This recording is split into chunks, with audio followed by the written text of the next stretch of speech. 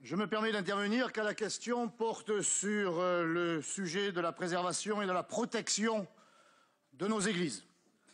Une question qui touche n'importe quel Français qui n'a pas été touché, meurtri par l'incendie de Notre-Dame. L'incendie ou une église qui brûle, c'est un petit bout de France qui part en fumée.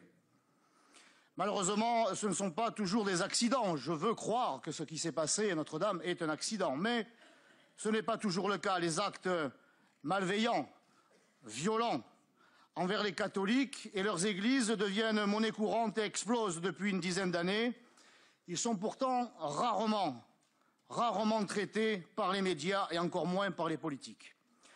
Cette haine des chrétiens en général et des catholiques en particulier peut parfois aboutir au pire.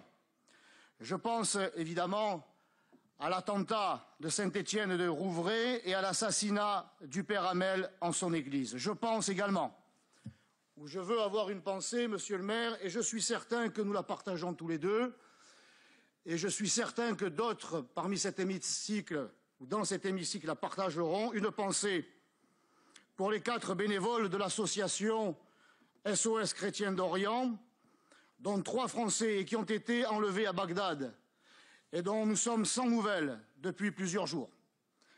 Leur crime, être chrétien et vouloir protéger, dans une démarche pacifique, leurs semblables dans cet Orient, berceau de la chrétienté que les barbares islamistes voudraient transformer en tombeau.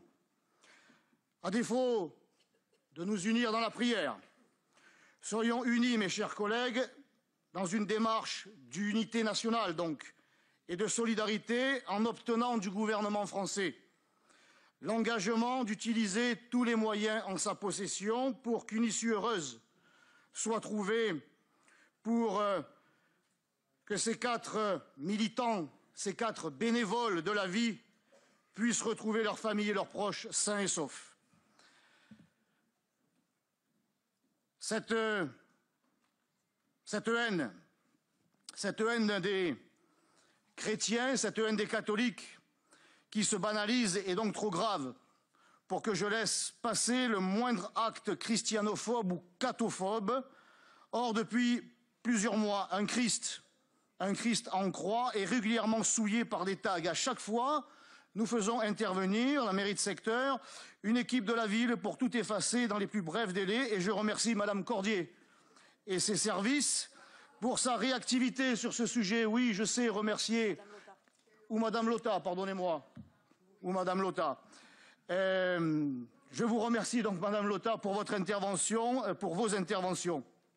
Mais ces dégradations répétées, elles le sont tout autant qu'elles sont inquiétantes. Celui ou celle qui fait ça risquerait de passer à la vitesse supérieure.